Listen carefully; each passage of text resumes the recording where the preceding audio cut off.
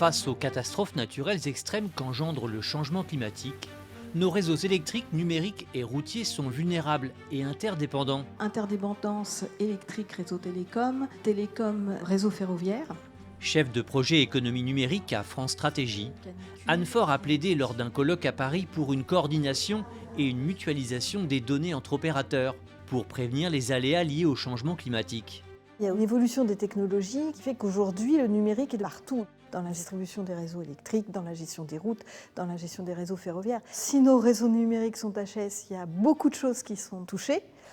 Et inversement, s'il n'y a pas d'électricité, nos réseaux télécoms vont avoir du mal à fonctionner. Par exemple, il faut savoir que pour les stations mobiles les plus importantes, il y a un système de gestion de l'autonomie électrique, mais qui dure environ 30 minutes. Donc sans télécom, l'électricité ne fonctionne pas, et sans électricité, il n'y a pas de télécom. Dans la vallée de la Roya, lors de la tempête Alex en 2020, on s'est rendu compte de l'interdépendance des réseaux.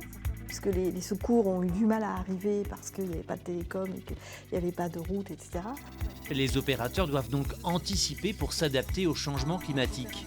La question de l'enfouissement des réseaux, mais peut-être aussi d'avoir d'autres systèmes de redondance, comme des réseaux satellites, si les réseaux mobiles tombent ou si les réseaux fixes tombent. Dans chaque opérateur d'infrastructure, il y a des possibilités techniques de répondre à ces risques. Encore faudrait-il que les différents réseaux intègrent leur interdépendance en cas de catastrophe. Chaque opérateur de réseau a des risques de vulnérabilité, des analyses, des plans de gestion de risque, etc. Oui, simplement ce que nous on soulignait dans nos travaux, c'est qu'il n'y a pas forcément de communication entre acteurs de ces différents réseaux, de ces différents métiers, sur les risques que chaque réseau peut avoir sur l'autre réseau. C'est ça qu'on pense être un angle mort aujourd'hui dans les réflexions sur l'adaptation. Ce qu'on dit dans nos travaux, c'est qu'il y a des enjeux très forts autour du partage de données et des connaissances, qu'il y a des enjeux très forts de coordination entre l'État et les collectivités, mais aussi avec les acteurs privés